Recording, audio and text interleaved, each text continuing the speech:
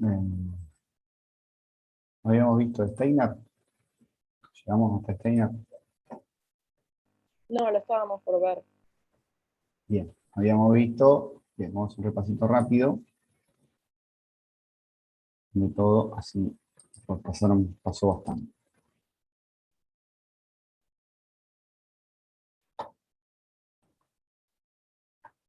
Hemos arrancado con la definición de cuerpo rígido, que se diferenciaba de un cuerpo de una partícula en que era una sumatoria de muchas partículas. Calculamos la energía cinética de esa partícula que estaba rotando.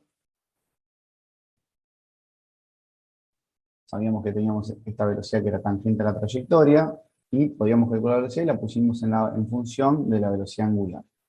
¿Ah? Entonces quedó expresada la energía cinética de esa porción, perdón,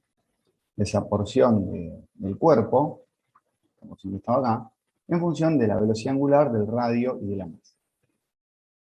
Ahora, bueno, si yo quería conocer la energía cinética de todo el cuerpo, hacía la sumatoria de todo eso, ¿no?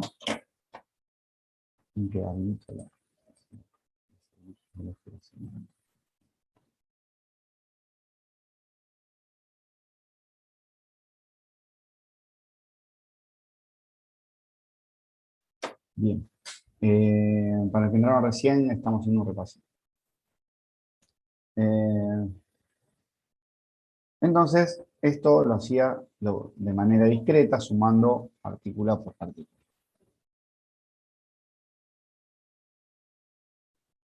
Como la velocidad angular era la misma, llegamos a la conclusión de la energía cinética de ese cuerpo rígido era la inercia del cuerpo por la velocidad angular al cuadrado, multiplicado por 1.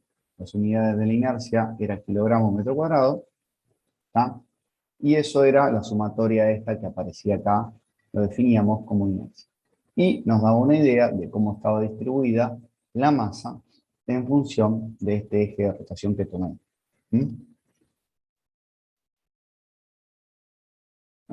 Decíamos que ya no era una propiedad del cuerpo, sino que además se debía definir un eje de rotación, ¿no?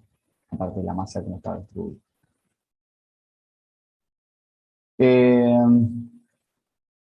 Después lo que hicimos es hacer un símil a lo que habíamos visto con masa respecto a que la masa en el movimiento lineal era la dificultad que me generaba a mí poner el cuerpo en movimiento, ¿tá? O detenerlo si este cuerpo estaba en movimiento, en la parte lineal. Eso era la masa, por eso se decía que era una masa inercial. Ahora, la inercia es a la masa en la rotación lo mismo, o sea, es la oposición que me genera el cuerpo de esa inercia a ser rotado, ¿tá? O a detener su rotación. Lo veíamos con este ejemplo de poner las masas en el exterior de un cuerpo o ponerlo en el interior. Bueno, habíamos calculado este ejercicio, sí, lo habíamos hecho. Habíamos hecho este ejercicio de masas puntuales. Primero, digamos, la idea de este ejercicio era trabajar con masas puntuales unidas rígidamente, entonces todo esto hacía un cuerpo rígido, ¿sí? Y calculábamos la inercia de ese cuerpo rígido con diferentes ejes de rotación. Veíamos que todas eran diferentes, ¿ah? Todas las inercias esas eran diferentes, pero la mínima inercia era la que pasaba por el centro de masa. Si bien acá en esto que está resuelto no está, yo me acuerdo que se lo hice hacer eh, para demostrar que la inercia del centro de masa era la menor. Lo demostramos, digamos, numéricamente. Hay que demostrarlo analíticamente. Después lo vamos a demostrar. Bueno, después lo que dijimos, que había tablas, o sea, para saber la inercia de un cuerpo había que integrar un cuerpo continuo, ya no era de masas discretas, puntuales. un cuerpo continuo, lo que había que hacer para obtener la inercia de ese cuerpo respecto a un eje, era integrar. Para los que les interese ver eso, en el libro hay un par de ejemplos donde se ve la integral. No quiero perder tiempo. ¿Está? Una vez que yo tengo la inercia respecto a un eje, puedo calcular la inercia respecto a otro eje. ¿Cómo lo hago? Bueno, acá habíamos hecho un ejemplo. Este ejemplo sí lo hicimos, ¿no? Sí. Díganme, chicos, porque si no lo hacemos.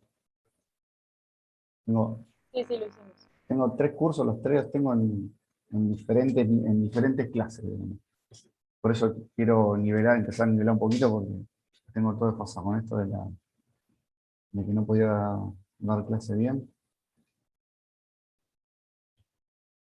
Bueno, en esto habíamos encontrado... perdón, no había Profe, encontrado. Sí, decime. ¿te puedo hacer una consulta Sí, de la sí. anterior, donde estaba la tabla, justo entre un toquecito tarde?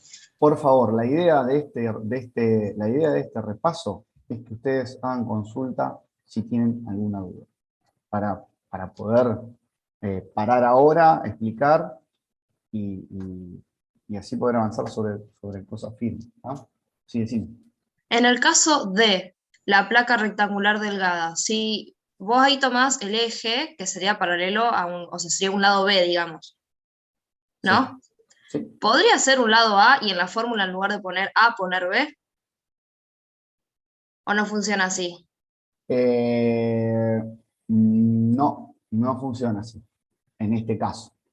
Entonces, si cambio, en lugar de tener el lado más largo como eje, tuviera el lado más corto, ¿qué pasaría A con ver, eso? espera un cachito, espera un cachito. Déjame ver la cara. Espera, sí, sí, está bien. No, no, sí, sí, sí, sí, está bien, está bien. La forma de esta placa, a ver, miren esto, así me decís. Claro, exactamente. Bueno, fíjate que podés seguir poniendo A, ¿está? Pero, o sea, en el sentido de que el lado que vas a tomar, ¿cuál es? El perpendicular al eje. Claro, esa es la idea. Vos fíjate que yo lo cambié acá, y cambié la forma Sí, a la sí. puerta, me la adapté a lo tuyo y seguí manteniendo esta misma estructura. Y no cambio. Yo lo pensé así ahora. Digo, por eso cuando te lo contesté rápido dije, no, yo lo estoy poniendo perpendicular al otro eje, ya estaría cambiando. Fíjense que este eje es perpendicular a esto. Cuando vos me dijiste así, dije, no, porque es perpendicular a esto. Pero después lo pensé, digo, si Hay que yo... darlo vuelta. No, Bien. no, no, no, no, no, no, no. No, después lo pensé, eh, digamos, de esta manera, y Ujú. sería válido. ¿Se entiende? Yo primero, Sí, cuando vos me lo dijiste, yo te contesté rápido y dije, no, primero lo pensé, no, en eje perpendicular no podría.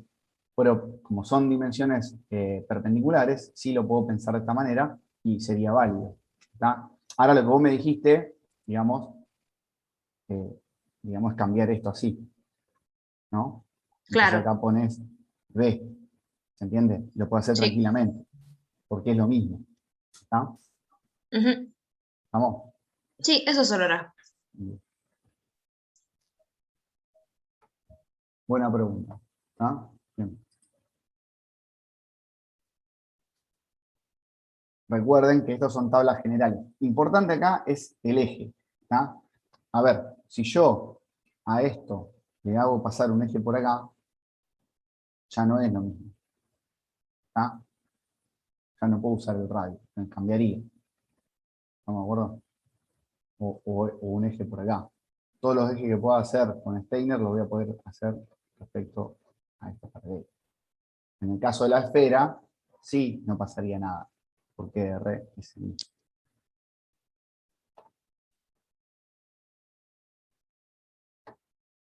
Ahí sí tendría que ver otra tabla para esto. Hay tablas, hay tablas que son mucho más completas. ¿Sí? Y vuelvo a repetir, hoy con los programas de diseño los valores de los momentos de inercia los tiran al toque. No hay mucha historia con esto. Por eso digo, no se van a poner ustedes en algún momento a calcular un momento de inercia una figura compleja. ¿Ah? Lo que sí es importante esto es el concepto del momento de inercia. ¿Qué es el momento de inercia? ¿En qué influye? Bien, tenemos el ejemplo, pasamos.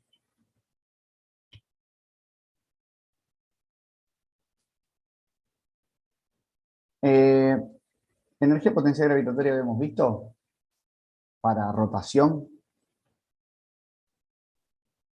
Lo mencionaste al pasar y no lo terminamos, o sea, recién tendríamos que empezar desde acá. Bien. Sucede cuando yo tenía una partícula respecto a un piso o a un cero, y yo decía qué energía potencial tenía esta partícula, decía, H, M, la energía potencial gravitatoria de esa partícula es igual a M por G por H. ¿Está? Definida acá a esta altura. Ahora, si yo tengo un cuerpo rígido, ya no tengo una partícula a una altura H. Ya tengo una partícula MI a una altura HI. ¿Está? Entonces, lo que debería hacer yo es hacer la suma, si lo quiero pensar de manera discreta,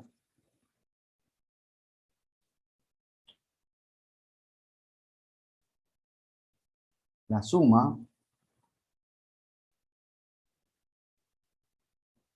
de los MI, HI por G. La sumatoria de todo esto, para saber la energía potencial gravitatoria. ¿Está? Podría ser la energía potencial gravitatoria total igual a G, porque como es una constante, de la suma de los MI, HI. ¿Está? Pero esto lo vamos a simplificar porque nosotros habíamos visto que podíamos calcular el centro de masa de esto. ¿Está? El centro de masa era un punto donde nosotros podíamos concentrar toda la masa. ¿Está? Entonces, la sumatoria de las masas iba a estar acá, iba a ser la masa total, y como podemos considerar ese cuerpo con la masa concentrada ahí, vamos a tomar como si todo fuera el H ahí. La sumatoria de los H sub I daría ahí. Entonces, ahora, para saber la energía potencial gravitatoria de un cuerpo en rotación, o no, es un cuerpo rígido, está en rotación o no, con saber su centro de masa, va a ser igual a la masa total por G por el H del centro de masa. ¿Está? Eso antes no lo había, digamos, si bien vimos centro de masa, acá estamos viendo para qué me interesa conocer el centro de masa. ¿Está? Esto es bastante útil, porque ahora yo analizo el cuerpo como una masa puntual donde toda su masa está concentrada. Y si no tengo, ¿cómo hago para saber la potencia gravitatoria del termo este? Que es largo, no tiene, tengo que ver, no sé, supongamos que la tapa sea una masa puntual, la altura de la tapa a la mesa, sería bastante complejo para analizarlo. ¿Está? En cambio así, me simplifica un montón. Lo único que tengo sí que tengo que saber el centro de masa dónde está. ¿Estamos? Bueno.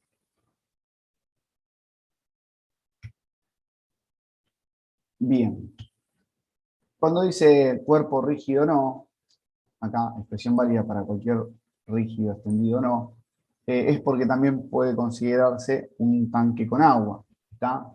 La energía potencial de ese agua va a estar dada en su centro de masa. Bien, vamos con el teorema de Steiner o de ejes paralelos. Vimos en el ejemplo que les había dado en el primer ejercicio que hicimos, era que si yo cambiaba los puntos de rotación del cuerpo, me cambiaba la inercia. Entonces, este muchacho Steiner lo que demostró es que el mínimo era el del centro de masa, y además, el mínimo momento de inercia de una figura era el momento de inercia respecto a un eje que pasaba por el centro de masa, y además que podía calcular, si sabía el del centro de masa, el de cualquier otro eje que pasara, de cualquier otro eje paralelo, ¿no? Siempre paralelo a este eje del centro de masa. Bien, ¿cómo lo demostró? Bueno, vamos.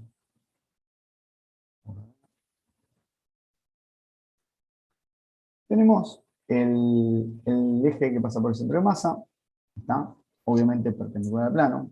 Recuerden que el eje entraría de afuera en el punto, ¿está? Que es perpendicular al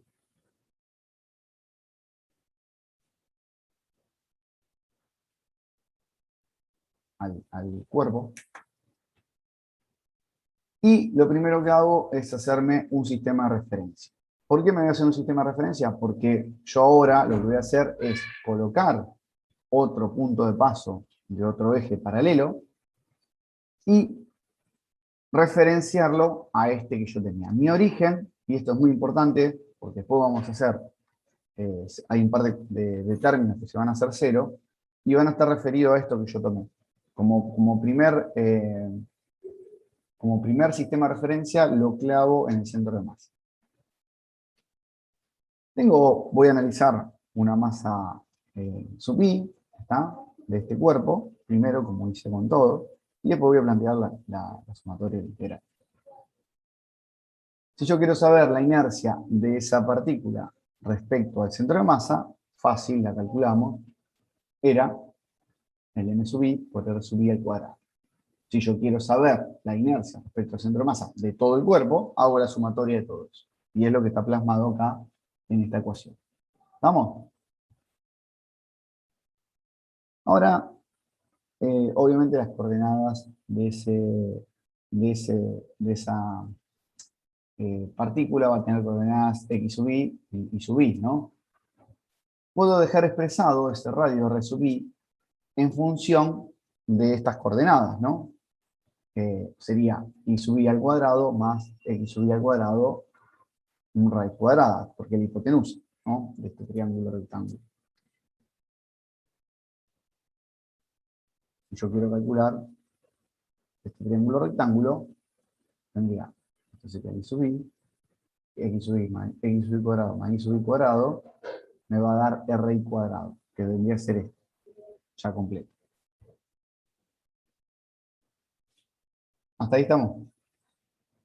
Bien. Ahora, lo que voy a hacer, voy a borrar todo esto.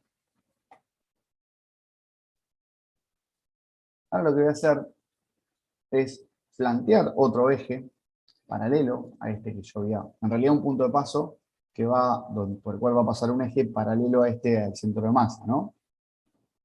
Que va a ser P.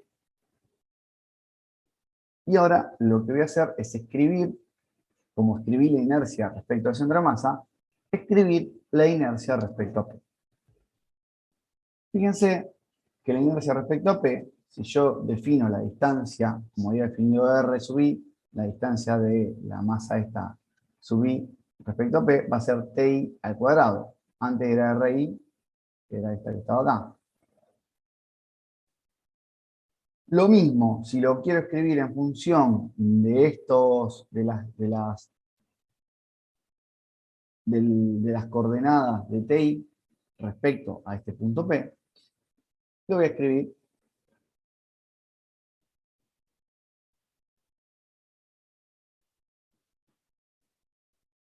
a esto, que está acá, lo voy a llamar y sub i menos A. Y a esto que está acá, lo voy a llamar, perdón, y sub i menos b. Perdón.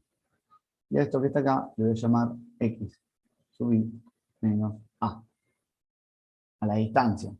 ¿Está? ¿Estamos al cuadrado? Sería en el cuadrado, me va a dar pi cuadrado, ¿no? Por Pitágoras. Entonces lo escribo de esta forma. Yo al t sub i lo puedo escribir de esta forma. ¿Se entendió? Es trigonometría, no es, y una forma de llamarlo. Recuerden que esta distancia, ¿por qué lo escribo así? Porque si ustedes se fijan, eh, eh, antes de definir este punto P, las distancias de MI respecto al centro de masa iban a ir variando. Yo tengo acá MI sub 2, me va a dar una distancia XY y una distancia Y sub I 2. ¿Está? Y van a ir cambiando siempre.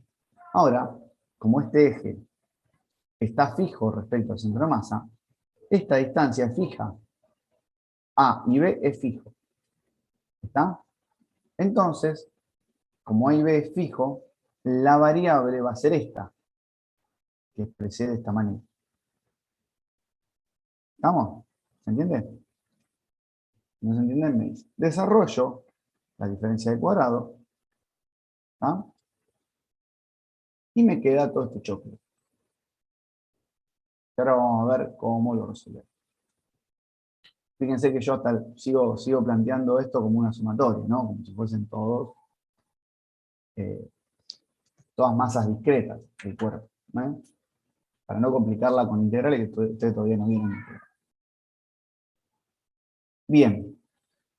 ¿Qué hago con todo esto? Con todo esto. Bueno, vamos a ver qué es cada cosa. Primero voy a agrupar las variables esta, x sub i y sub i, por un lado. ¿Está? ¿Qué es esto? ¿Me pueden decir qué es esto? En realidad no es todo esto. O sea, agrupé este con este. El R del principio. Inercia del centro de Bien. masa. Eso, inercia del centro de masa. ¿Está? Aquí tengo eso. Más, ahora agrupo este más este. ¿Qué es esto? En el dibujo. A cuadrado más b cuadrado. ¿Qué vendría a ser? A cuadrado más b cuadrado.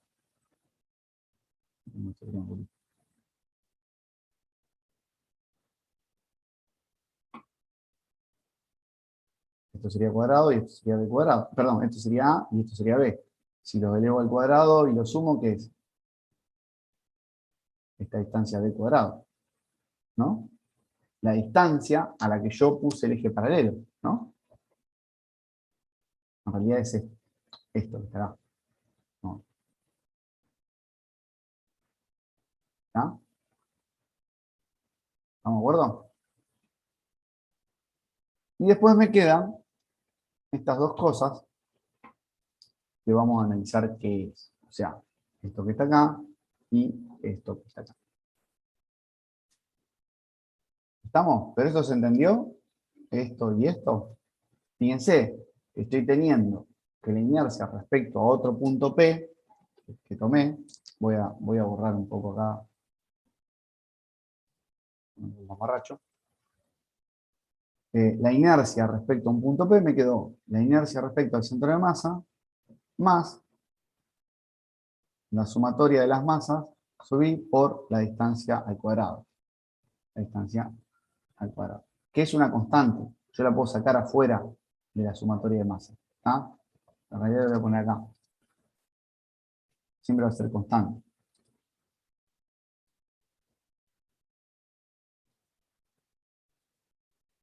¿Estamos? Bien. Entonces, vamos a ver qué pasa con esto.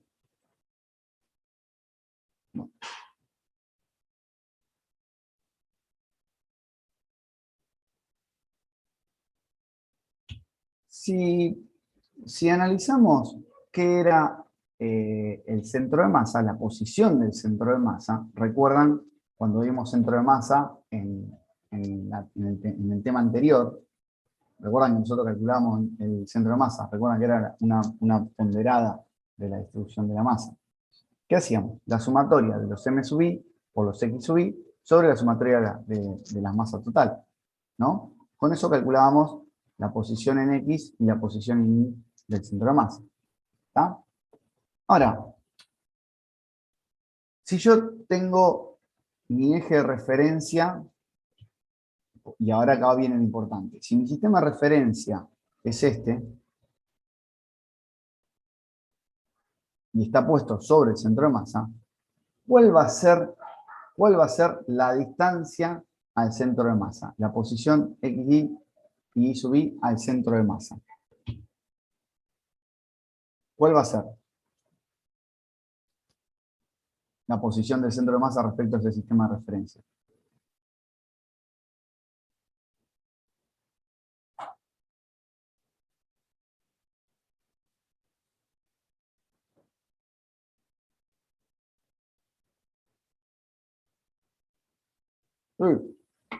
A ver, voy a hacer un refresh de lo que era el centro de masa.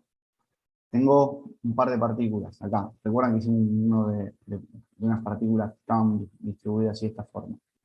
M1, M2, M3, M4.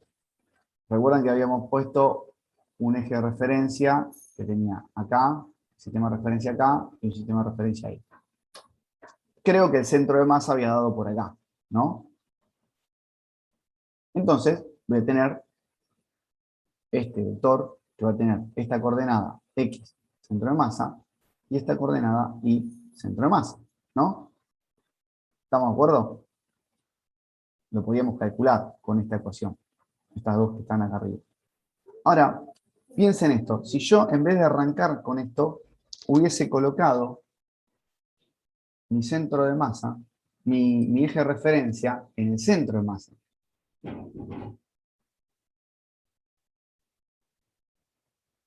Como arranqué ahora.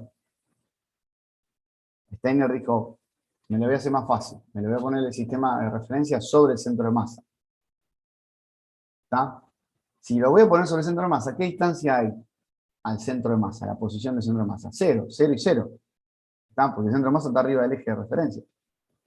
¿Está? Por eso puedo igualarlo a 0. En esta situación. ¿Se entiende lo que estoy diciendo? ¿Recordaban el ejercicio este que habíamos visto? Sí, sí. Díganme, chicos, porque si no, lo refrescamos un poco mejor.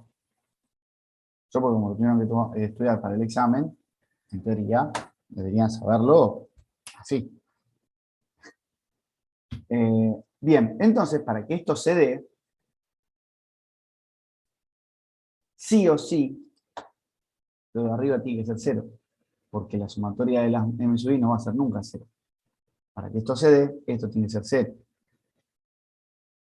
Los m sub i por x sub i tienen que ser 0. Entonces puedo decir que si yo tomo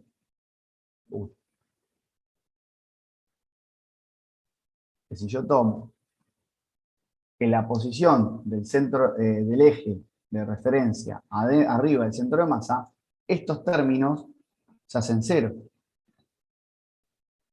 Por esto, por este análisis que estoy haciendo. ¿No? Es importante para demostrar Steiner que esté el sistema de referencia arriba del centro de masa, sí o sí, porque si no esto no se te hace 0. La posición del centro de masa no se te hace 0. ¿Está? Entonces lo podemos simplificar.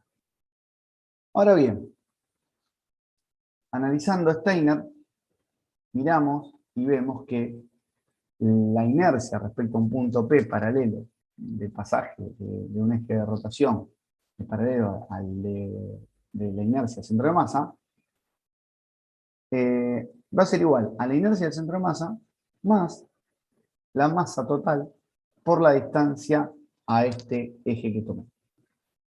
Y con esto vuelvo de nuevo a la tabla que habíamos visto. Y supongamos que este sea el momento de inercia respecto a este eje que pasa por el centro de masa. ¿Está? Steiner me habilita a calcular respecto a otro eje que pase por acá, pero tiene que ser paralelo. No puede ser un eje que pase en esta dirección. ¿Está? Si yo quiero calcular, si este es el eje que pasa por el centro de masa, y quiero calcular respecto a un eje que pasa por este vértice, lo puedo hacer tranquilamente teniendo este momento de inercia. Ahora, no lo puedo hacer teniendo, si me pide un eje respecto a este centro de masa. Un momento de inercia respecto a este que es perpendicular a ese eje. ¿Está? Por más que pase por el centro de masa. ¿Está? Siempre tienen que ser ejes paralelos. ¿Está? Tampoco con este eje acá, con este valor. ¿Estamos? ¿Entienden lo que digo? Y ahora lo que vamos a hacer es vamos a aplicar Steiner y vamos a ver si lo que me dice la tabla esta es correcto. Voy a calcular este momento de inercia, supongamos que no lo sé, de esta varilla con este eje que pasa por acá, por este extremo, a partir de tener el dato este del momento de inercia respecto al centro de masa. Entonces, Steiner me decía que la inercia respecto a un punto P es igual a la inercia respecto al centro de masa más la distancia al cuadrado por la masa total. ¿Está? Entonces, ¿cómo podemos escribir la distancia que separa al eje del centro de masa respecto a este valor si esto vale L? Lo puedo expresar como L sobre 2, ¿no? Hallar la inercia respecto al centro de masa más L sobre 2 al cuadrado por la masa total. ¿Cómo era la inercia respecto al centro de masa? Y era un doceavo de m al cuadrado más n al cuadrado sobre 4, ¿no? Un doceavo, esto ml cuadrado es lo mismo que está acá, lo puedo sacar factor común. Un doceavo más un cuarto, ¿cuánto sería?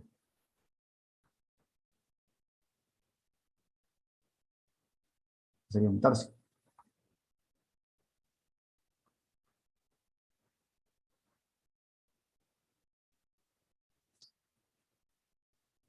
¿Está? O sea que en la tabla, este valor que me da, para uno que pasa por acá, no sería muy útil, que digamos, porque lo puedo calcular por Steiner. ¿Está? Teniendo este valor. ¿No? ¿Bueno? ¿Entendió? ¿Cómo apliqué Steiner de manera fácil y sencilla a un ejemplo común? Sí, sí.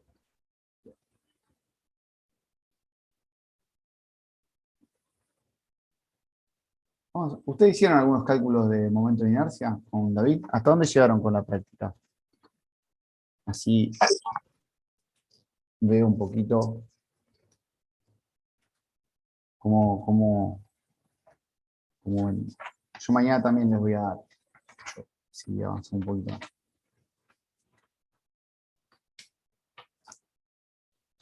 ¿Cuál fue el último ejercicio que vieron con David?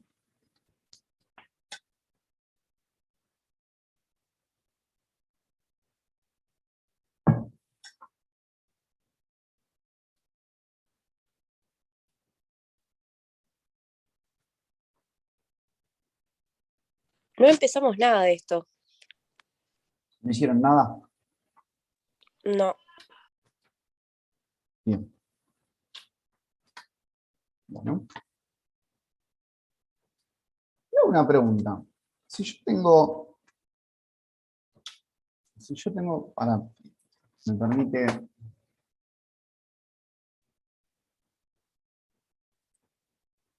borrar un poquito, dejo el cálculo este para que lo tengan de referencia. Si yo tengo, y ahora lo dejo pensando un poquitito, si yo tengo esto que vos me habías preguntado, de esta tabla, si yo quiero calcular el que pasa por el centro de masa, el eje que pasa por el centro de masa, ¿lo puedo calcular sabiendo este respecto al que pasa respecto a un borde? ¿Puedo calcular?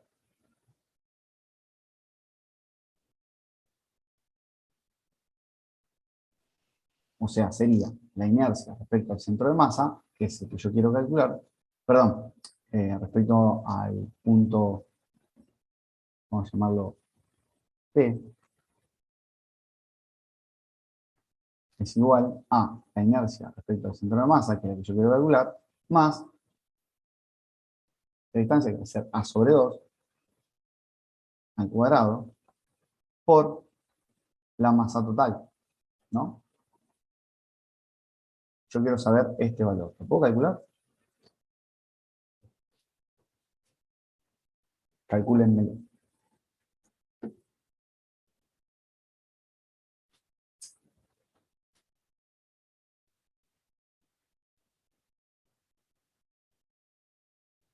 Vamos, agarren papel, lápiz. Vamos todos, vamos a trabajar todos.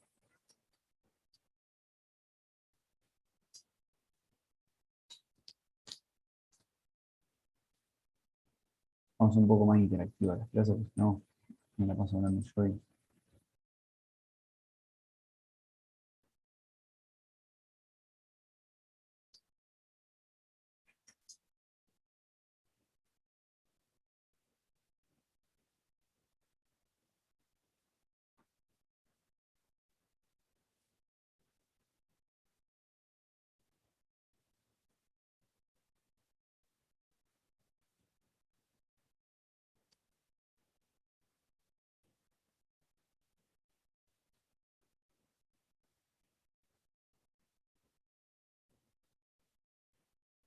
Y vamos.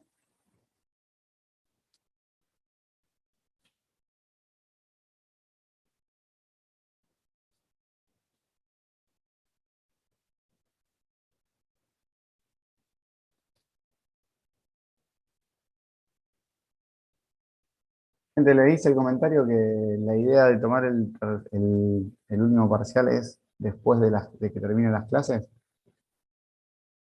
No me acuerdo si llegué a hacerlo el comentario el miércoles. No, no. No, no. Eh, la idea es terminar las clases y las clases terminan en noviembre, a mediados de noviembre. Y dejar una semanita y tomar el parcial para que tengan para estudiar charlando ahí con los profes.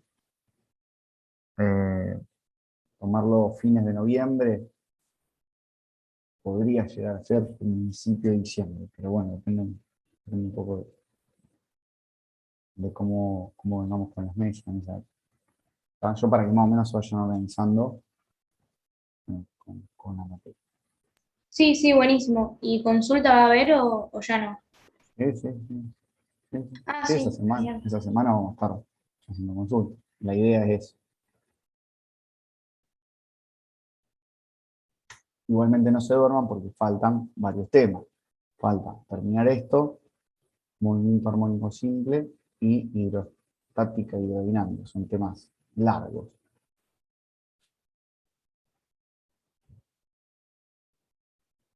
O sea, si bien falta para terminar, también estamos ahí bastante. Por eso quiero meterle velocidad a esto para poder llegar cómodos.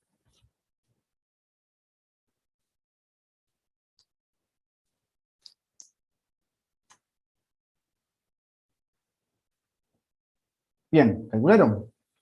Arranco. Yo quiero saber la inercia con respecto al centro de masa. Tengo la inercia con respecto a P que vale 1/3 de la masa por A al cuadrado. La inercia respecto al centro de masa más A sobre 4, A cuadrado sobre 4 por E. Entonces, quiero este valor. Entonces me va a dar 1/3 por M por A cuadrado menos 1/4 A cuadrado por E. 1/3 menos 1/4. ¿Cuánto sería? Un doceavo.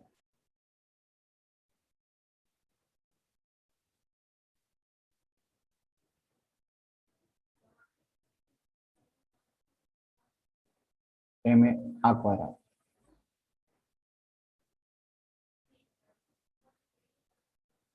¿Vamos?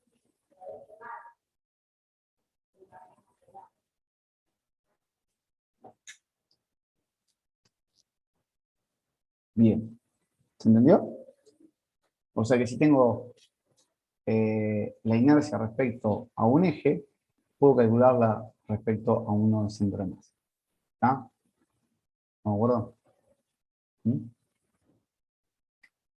Ojo, porque si tengo la inercia, supongamos que este valor no lo tengo, y tengo la inercia respecto a este eje, y tengo la inercia, y quiero saber la inercia respecto a un eje que pase por ahí, por ejemplo, a un cuarto de L, no lo puedo calcular así. Tengo que calcular primero la inercia respecto al centro de masa y después la inercia respecto a un cuarto de L. ¿Está? ¿Estamos de acuerdo? O sea, lo puedo calcular, pero no directamente. Bien. No, después van a hacer ejercicio con David.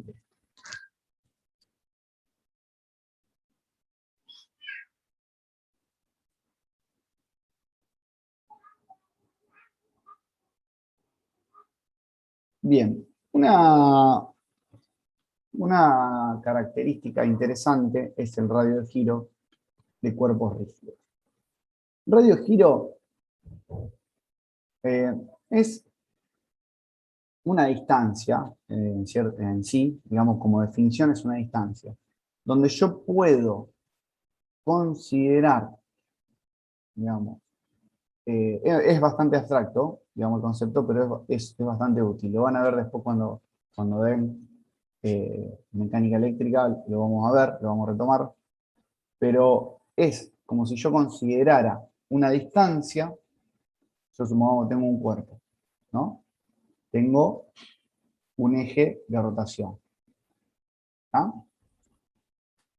Este cuerpo respecto a ese eje tiene una inercia. ¿Tá? Ahora, el radio de giro es, si yo toda esta masa la concentro en un punto, la pudiera concentrar en un punto, o sea, a esta masa la considero como una partícula, esta distancia y va a ser igual, me va a dar una inercia equivalente a esta. ¿Está? O sea, la inercia de m sub i respecto al eje este va a ser igual a la inercia del cuerpo este de masa m respecto a este eje. Este i vendría a ser el radio de giro. Y como está definido de esa forma, lo podemos calcular de esta manera. La sumatoria de las masas de m sub i, ¿está? En realidad, acá yo estoy con la bibliografía de las tablas y el radio de giro en las tablas está como I minúscula. Acá lo expresó como K, dice K. ¿Está? Pero es un tema de letra nada más, no es que esté mal. Los M sub I por R sub I, ¿está? Respecto a este eje de rotación. La sumatoria de todos esos M sub I por R sub I tiene que ser igual a esta masa total. Perdón, acá en realidad sería la sumatoria de los M sub I. Ahí, esa masa total, concentrada en un punto y a una distancia K que me va a ser equivalente esta inercia. ¿Tá? Es bastante abstracto, pero es bastante útil ese concepto, porque lo puedo considerar como lo puedo comparar como una partícula al cuerpo rotando respecto a un eje. Entonces, escribiéndolo de esa manera, puedo despejar K y me queda que es la raíz cuadrada de la inercia respecto a ese punto P sobre la masa total del cuerpo. ¿Está? Esto como conclusión también es interesante, que no necesariamente el punto correspondiente a esta distancia acá coincide con la distancia del centro de masa. ¿Está? Y acá lo vamos a ver en un ejemplo. Esto quiero ver si lo pueden intentar hacer ustedes, así les saltan las dudas. Dice, una pieza de un acoplamiento mecánico tiene una masa de 3,6 kilogramos, medimos un momento de inercia alrededor de un eje que pasa a 0,5, voy con el dibujo. Ahí está. Medimos su momento de inercia alrededor de un eje que pasa a 0,5 metros su centro de masa, paso un ejecito por acá, se mide la inercia respecto a este punto P, ¿está? Y da este valor. Pregunta, calcule el momento de inercia respecto al centro de masa alrededor de un eje que pasa paralelo por ahí. ¿Está? Eso lo hicimos recién con la placa, ahora lo van a hacer ustedes con esta pieza. Y después dice calcule el radio de giro para el eje de rotación mencionado situado a 0,15 metros de su centro de masa. ¿Vamos? ¿Lo pensamos un poquito? Vamos, quiero que estemos todos trabajando, ¿no? Los 20. ¿no? Les doy 10 minutos, en 44. ¿Está? Vamos a seguir arrancando con el otro.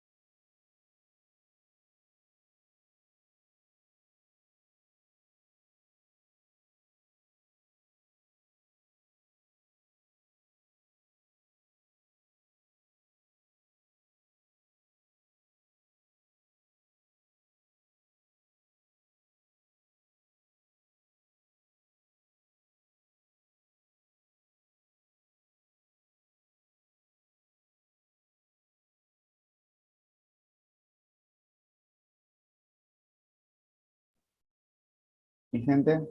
¿Cómo digo?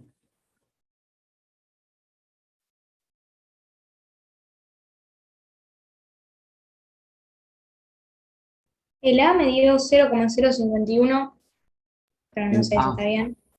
el A, o sea, Sí, a mí también. A mí la también. inercia respecto al centro de masa, ¿cuánto te dio? 0,051 ¿Qué? Kilogramos kilogramos por metro metro cuadrado. cuadrado. Bueno. ¿Y el K?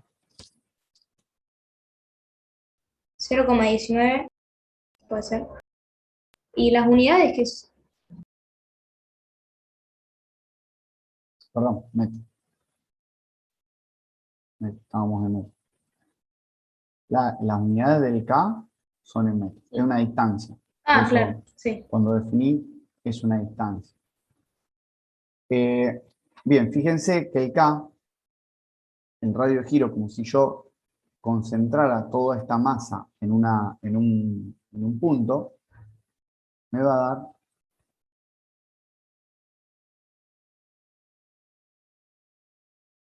no me dio 0,15. Siempre obviamente el K es respecto al eje que estoy definiendo, ¿no? no me dio 0,15, o sea, no coincide el K con la posición del centro de masa. ¿Vamos? Eso es importante. No tiene nada que ver el K con el centro de masa. Es un punto donde yo consideraría una masa concentrada total, ¿tá? Y me entregaría la misma inercia. Puede ser que coincida, ¿tá? Puede ser que coincida, pero en esta situación no. Digamos, porque conceptualmente es otra cosa. Es como si yo consideraría toda la pieza como una masa puntual y me daría la misma inercia si yo tendría eso. Entonces, como la inercia es una idea de cómo está distribuida la masa, ¿tá? Son cosas diferentes desde el punto de vista conceptual. ¿Estamos? Acá está resuelto, creo que ustedes lo tienen resuelto. 51, para los que lo hicieron. Y para calcular el K, también 0. ¿Vamos?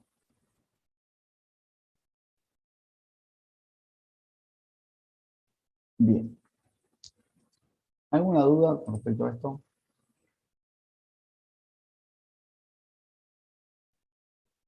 Estamos todos sin dudas. Ahora voy a entrar con un tema cortito.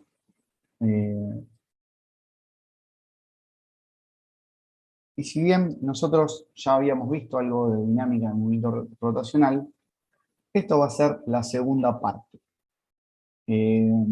Vamos a usar todos estos conceptos que vimos de inercia, pero antes vamos a definir algo,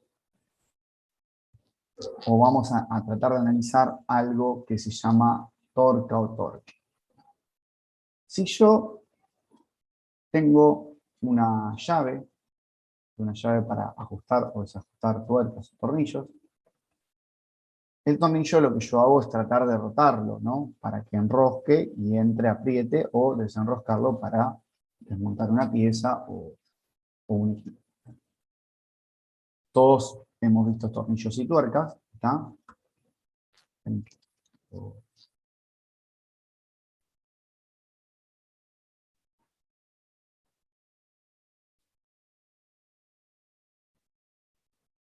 Y si nosotros analizamos la llave que hace que este tornillo se desenrosque o se enrosque, en este caso, si es rosca derecha, estaríamos desenroscando. Esta llave tiene una manija que tiene un largo X, ¿no? Ahora, si yo la llave la agarro bien cerca de la cabeza del tornillo, o de la boca de la llave. Perdón, profe, no sé si está compartiendo pantalla o no. Ah, perdón. Perdón.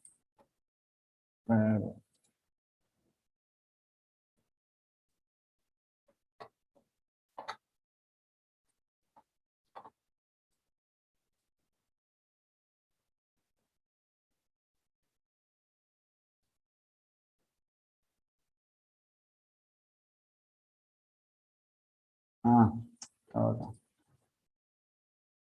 Estaba compartiendo otra.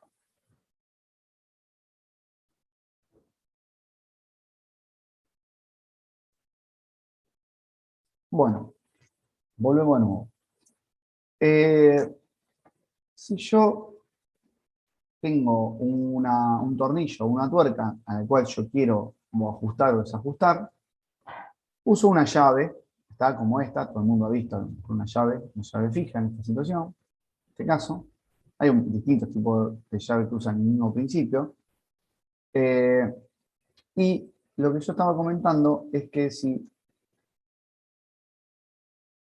yo la llave la agarro muy cercana a la boca de la llave, tengo un efecto, y si la agarro del extremo, tengo otro efecto. ¿Está? Para una misma fuerza aplicada. O sea, yo para desenroscar esto hago una fuerza, que es FA, y para desenroscar esto también tenemos una fuerza, que es FB. ¿Ustedes me pueden explicar por qué sucede esto?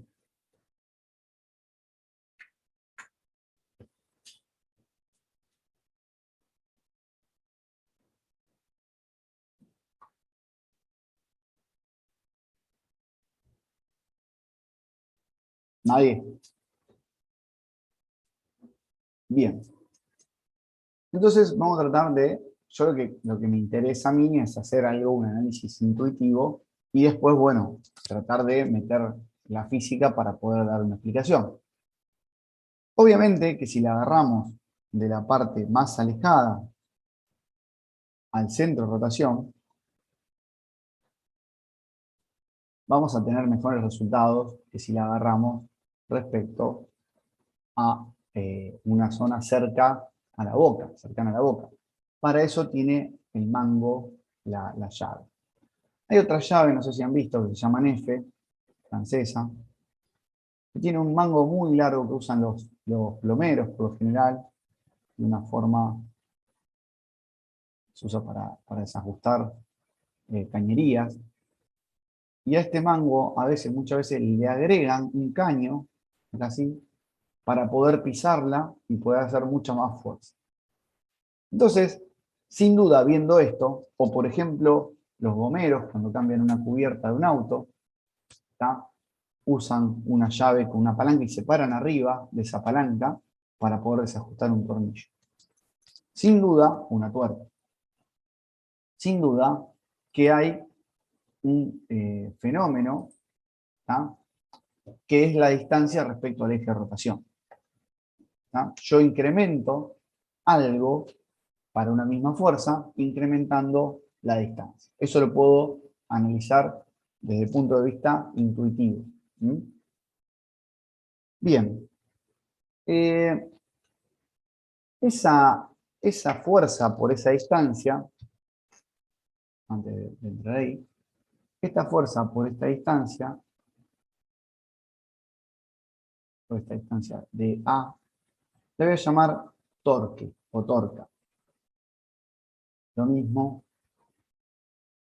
que acá. Una fuerza por una FB por una distancia B. ¿Está? Ahora, si analizo esta fuerza que está acá, FC, que es una fuerza que pasa sobre el eje de rotación, o sea, la distancia, fíjense, yo acá puse fuerzas perpendiculares a ese eje, es una fuerza que es colineal, o sea, perdón, sí, colineal con el eje pasa por el centro de rotación, la distancia va a ser 0, esta distancia que yo tengo acá. O sea, si yo empujo el tornillo, no lo voy a desajustar nunca. ¿Se entiende? Puedo observar que FC no me produce ninguna torca, ningún torque. Yo las torcas lo puedo mostrar con tau o como momento torsor. ¿Tá? Se puede ver con dos formas. Acá en el libro lo trabaja con tau.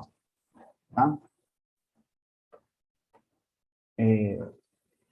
Entonces, puedo observar eso. También puedo observar de este dibujo que estas dos fuerzas me hacen un giro hacia allá, y si yo pongo una fuerza que vaya hacia allá, el giro cambia.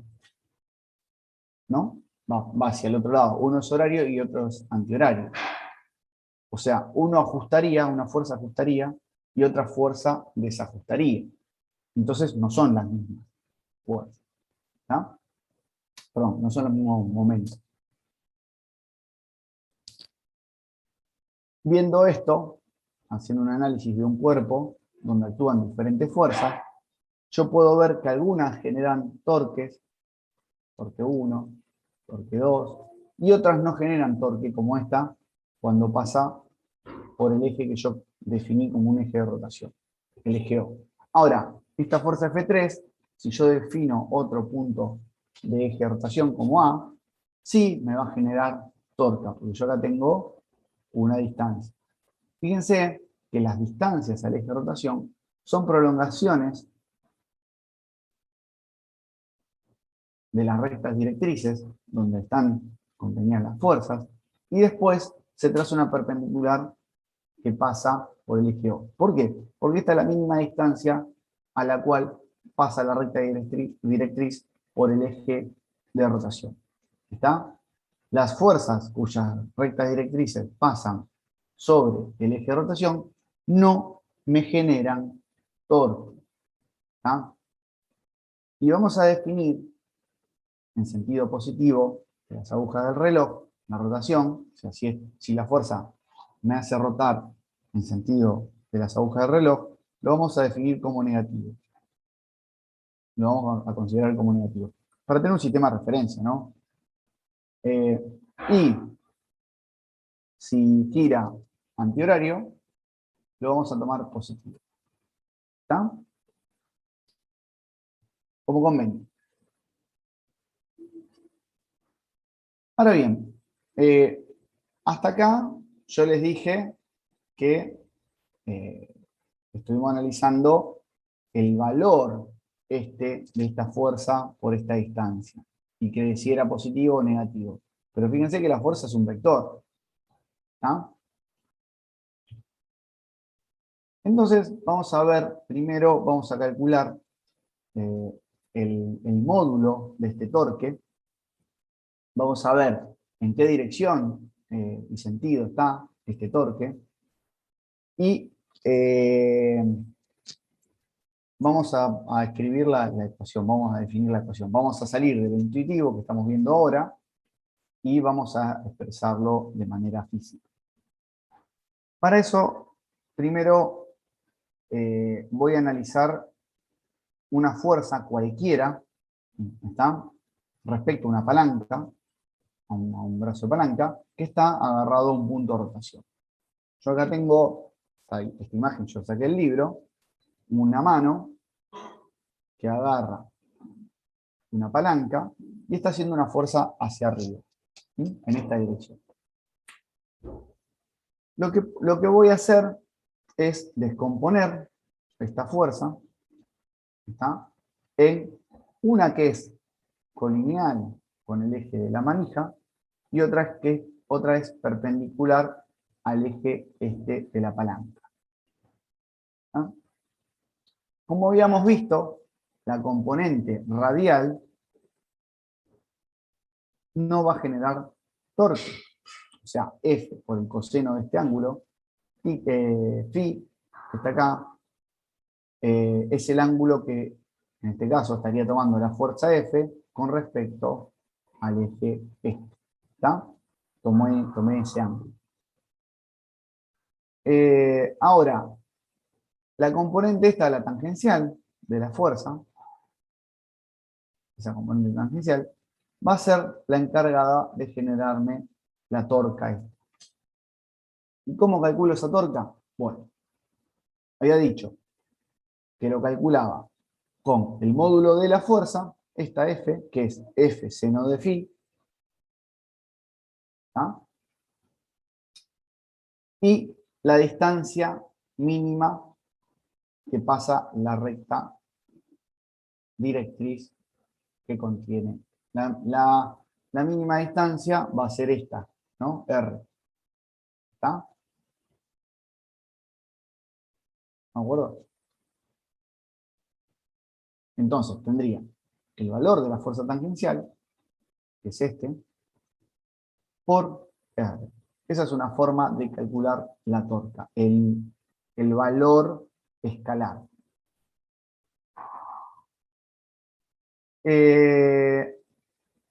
Fíjense que hace girar a la manija de manera antihoraria, por ende lo podemos tomar de manera positiva. Ahora, fíjense, yo puse fuerza tangencial por R.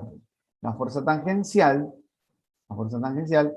acá es F, el módulo de F, este valor, por el seno de phi, por R, por el módulo de R. Fíjense que R es un vector también. ¿Está? Es el vector posición de ese punto de aplicación de la fuerza. Pero acá estamos trabajando todo con módulo. Recuerden que el libro, esto está sacado del libro, recuerden que el libro cuando no pone flechita, considera el módulo. Yo acá pongo los dos para valores de módulo y le hago la flechita arriba para decir que es el módulo de la fuerza y el módulo de un vector. ¿Está? Esto es lo mismo que... Ahora fíjense que si yo uno esto, me queda R, el módulo de R, seno de phi. El módulo de R, seno de phi, es este valor que está acá de L. ¿Ah? Por el módulo de la fuerza F. Y es lo mismo que si yo hubiese tomado la fuerza esta F, hubiese prolongado la recta directriz y hubiese tomado la mínima distancia a la cual pasa esa recta directriz. ¿Está? Que es esto que está acá. ¿Está? Por eso dice 3 formas de calcular la torca. Son 3 formas de ver lo mismo. ¿Estamos?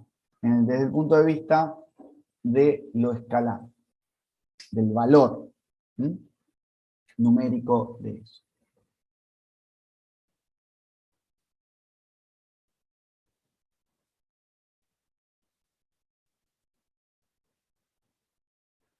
Bien, si ahora ustedes observan acá, dice que la torca dice fuera de la página.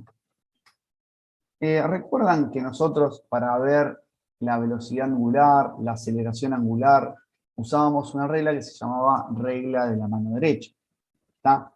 Y me daba el sentido de un vector perpendicular al plano de la velocidad angular o de la aceleración angular. Yo hacía girar la mano derecha, en este caso, por ejemplo, ponía la mano sobre la palanca y simulo el giro con el barrido de la palma y me da la dirección y sentido del vector, en este caso de la torca. En este caso saldría para afuera de la página, porque el dedo, si yo hago el barrido, si hubiese rotado al revés, yo tengo que poner la mano, el canto de la mano del otro lado y me quedaría entrando en la pantalla.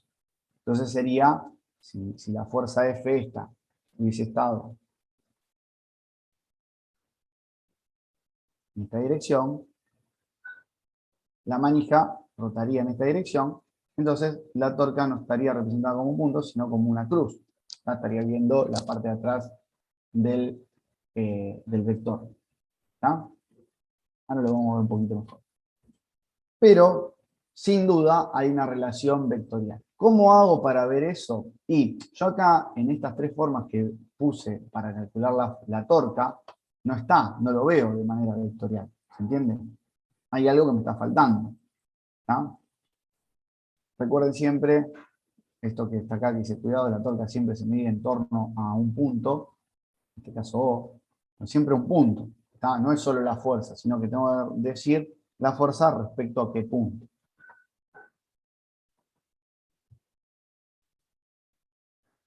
Esto repito lo mismo, acá arriba, de las 3 formas de calcular la torca, del valor de la magnitud, y acá fíjense que planteo esto de la rotación, o de la regla de la mano derecha. Si esto hace girar en esta dirección, ¿está? Hago el barrido, la torca me quedaría en un plano, en un eje perpendicular al plano este de R y de F. F está puesto con un punto porque vendría a ser, estaría en esta dirección. Y en este coso estaría en esta dirección. ¿Está? Las dos salen afuera de la página, pero fíjense, salen para afuera de la página, pero fíjense que una está del lado derecho del eje de rotación y otra está del lado izquierdo del eje de rotación. Generan giros diferentes. Uno es horario, en este caso, y otro es antihorario, en este caso. ¿Está? Entonces, ¿cómo defino el vector torca? Y es el producto vectorial del vector posición R, vectorial la fuerza E. Eso, si recuerdan en álgebra, era el módulo de R por el módulo de F por el seno del ángulo que formaba. ¿Estamos?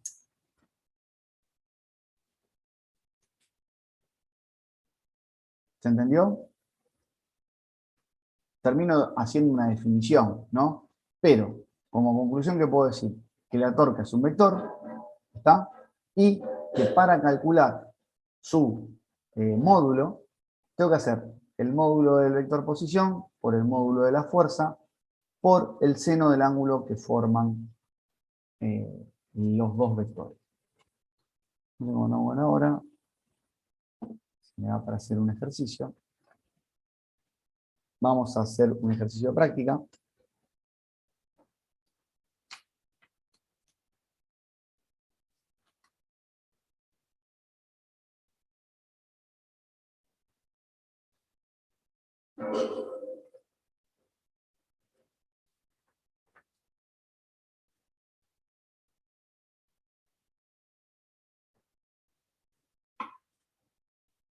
Vamos con el ejercicio 6.3.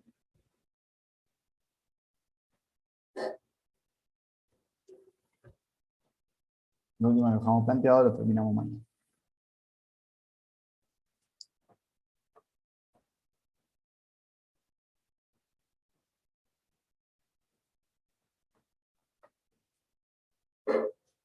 Profe, la nueva guía la subieron de práctica.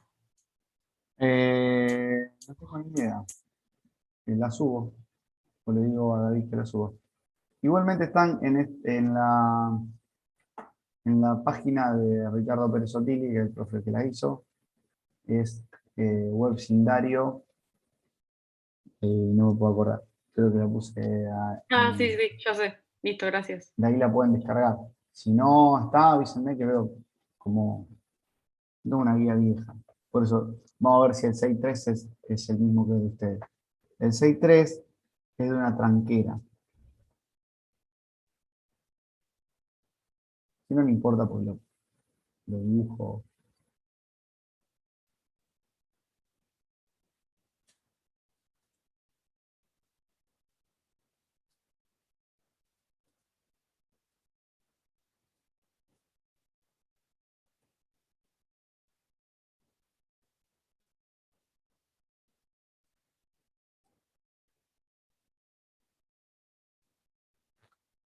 Bueno, el 6.3, si lo analizan, si lo ven,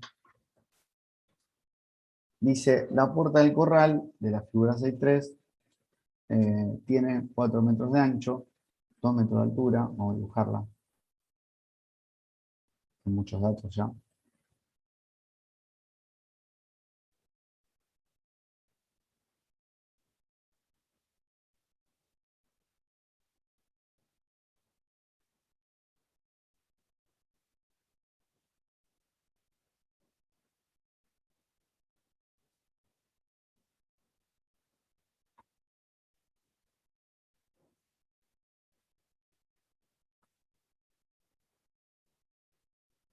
Todos han visto que muchas veces las tranqueras o algunas puertas se le hace un tiro con un alambre, una soga.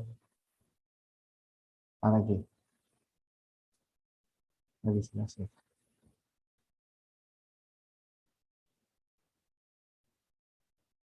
Estas son las bisagras, ahí ve.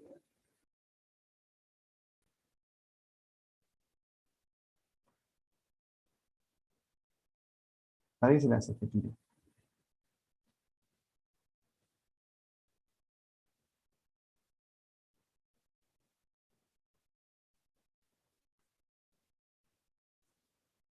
¿Eh?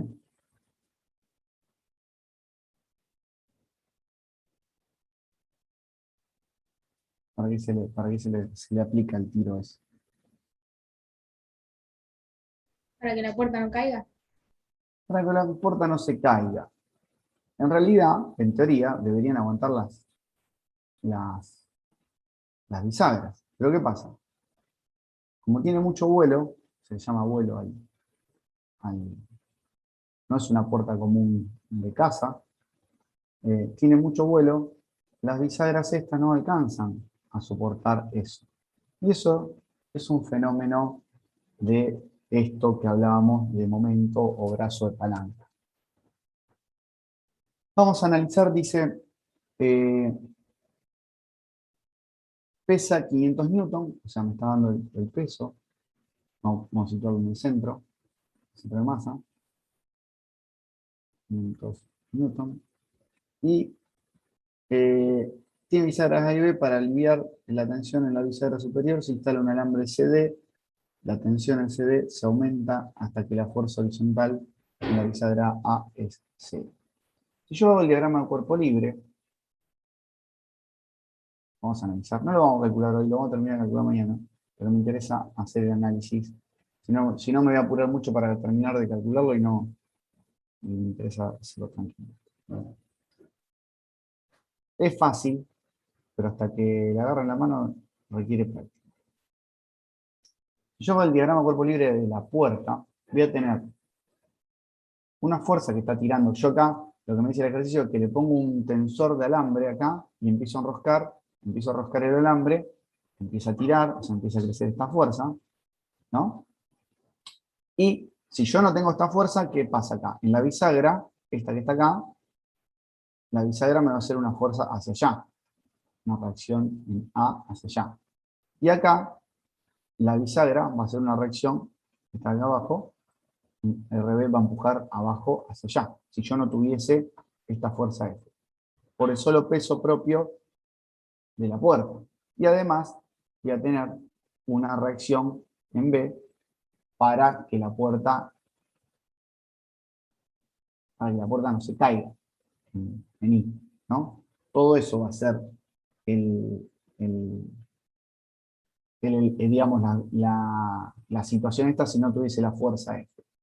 Ahora, lo que me dice es, le pongo un tensor acá, de acá a allá, este que está acá, aparece esa fuerza F, vamos a ver.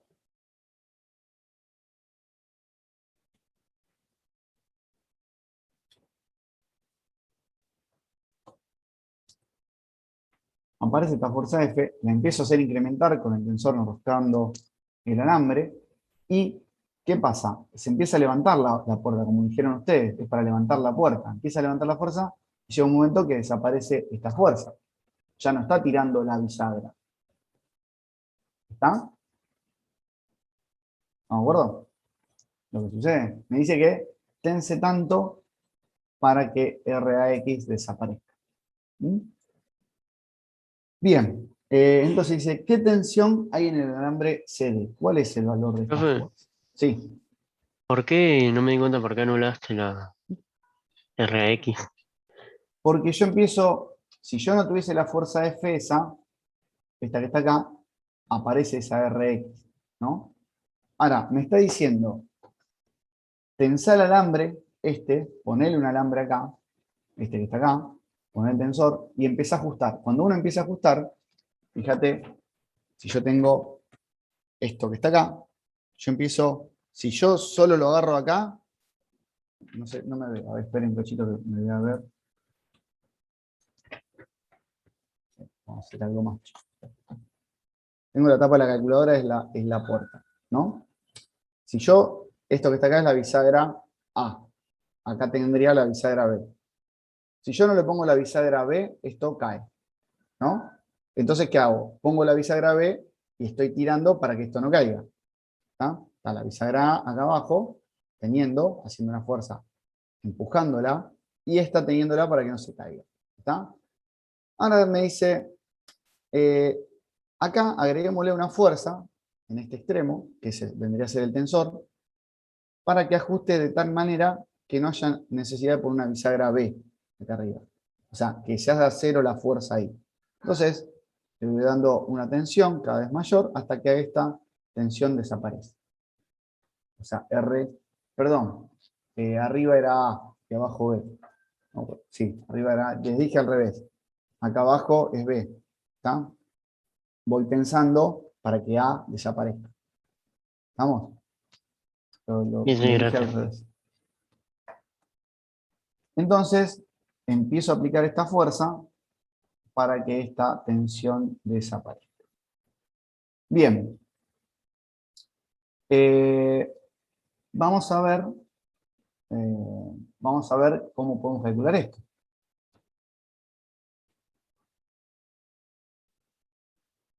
¿Recuerdan cuando yo tenía digamos, si yo tengo un diagrama de cuerpo libre, aplicando primera ley de Newton, podemos decir que la sumatoria de fuerzas en I es igual a 0 y la sumatoria de fuerzas en X es igual a 0, ¿no? ¿Estamos de acuerdo? ¿Eh? Si yo planteo sumatoria de fuerzas en I, me va a quedar que Fi, que tengo positivo hacia arriba, Fi más RBI menos P es igual a 0, y después voy a tener que Fx menos Rbx tiene que ser igual a 0, ¿no? ¿Estamos? ¿Cuántas incógnitas tengo acá?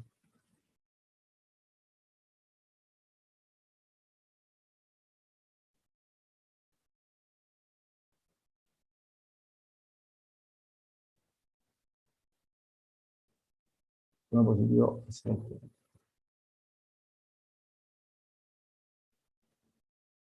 ¿Cuántas incógnitas tengo en este sistema? En caso de fusión.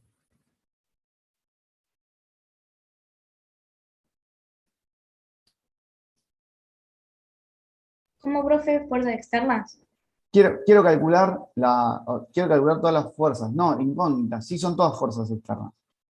O sea, aplicadas por el medio exterior al cuerpo. El peso es una fuerza que se la tierra sobre el cuerpo. 3. A ver. Fi y Fx lo puedo expresar en función de F porque tengo el ángulo que vale 30 grados. Puedo decir, Fi es F por el seno de 30. Y Fx es F por el coseno de 30. Estaría teniendo una incógnita acá entre las dos. Más RBI no la tengo.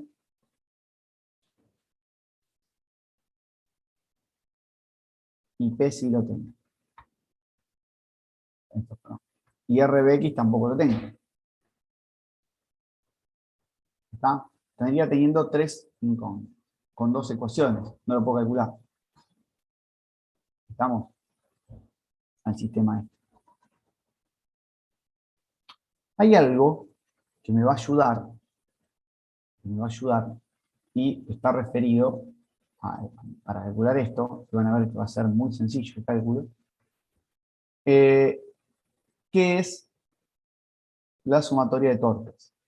Recuerdan que si yo tenía un cuerpo, un punto de rotación y fuerzas, diferentes fuerzas aplicadas, F1, F2, F3, las torcas de esta eran las fuerzas por las distancias mínimas al eje de rotación, la distancia de las rectas directrices al eje de rotación. Si este cuerpo no está rotando, estaría quieto, en el caso de la tranquera está quieta, no está rotando. Cuando digo rotando, no rotando respecto a las bisagras cuando uno la abre o la cierra, sino respecto a este eje de rotación que podemos tomar respecto respecto a B, respecto a A, respecto a F, ¿está? No respecto al poste vertical. ¿Estamos? Porque en esa situación, yo no estoy, ahora en esta situación, yo te saco la foto, no estoy teniendo a nadie empujando la puerta para que la haga rotar respecto al poste. Está quieta, tanto en el plano de la pantalla como en cualquier eje de rotación que me genere una rotación horaria o antihoraria. Entonces, lo que voy a plantear ahora acá es que la sumatoria de torcas sea igual a 0. ¿Por qué? Porque no está rotando.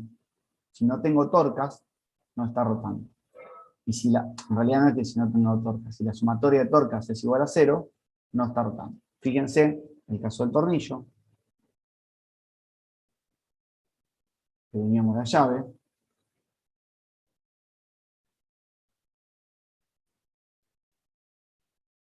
si el tornillo estaba agarrado ¿Está? Clavadísimo, por más que yo haga fuerza, una fuerza por una distancia, eso estaba quieto. ¿Está?